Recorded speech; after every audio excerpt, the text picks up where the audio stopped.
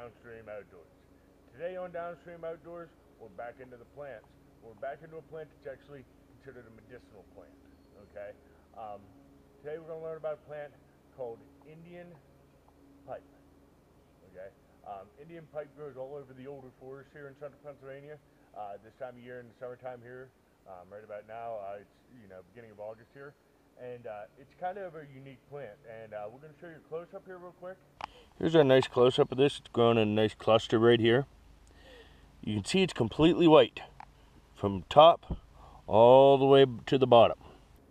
Now, it being completely white like that is kind of significant. It actually lacks all chlorophyll, okay, which makes it very unique in the plant world, because as we all learned in elementary science, plants use chlorophyll to convert sugars and use it as food, right? You know, they use the sunlight and the sugars, and they and chlorophyll.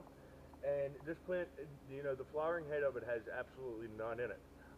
However, this plant does have traditional medicinal uses. Once again, I'm not a doctor. I never give medical advice on this show.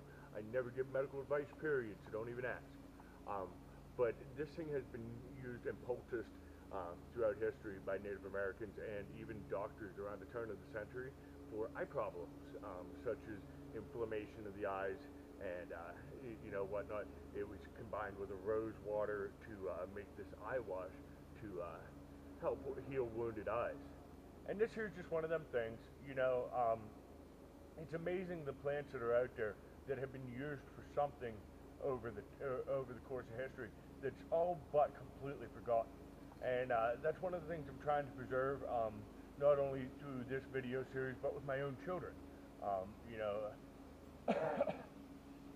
I try to teach my children as much as I possibly can and encourage them to learn as much as they possibly can on their own.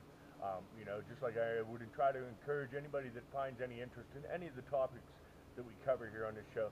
Try to learn and do some research on your own and try to find local people to you that are interested in the same topics as you. Right now we're not going to do anything with this Indian pipe. They actually say that it's too scarce to even bother harvesting it. I see a good bit of it, but just because I know it's a fairly scarce flower, I'm just going to let it be.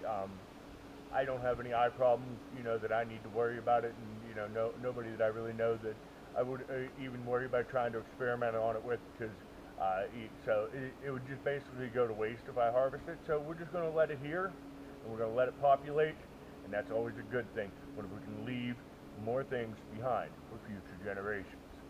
So until next time, keep your line wet and out of the trees.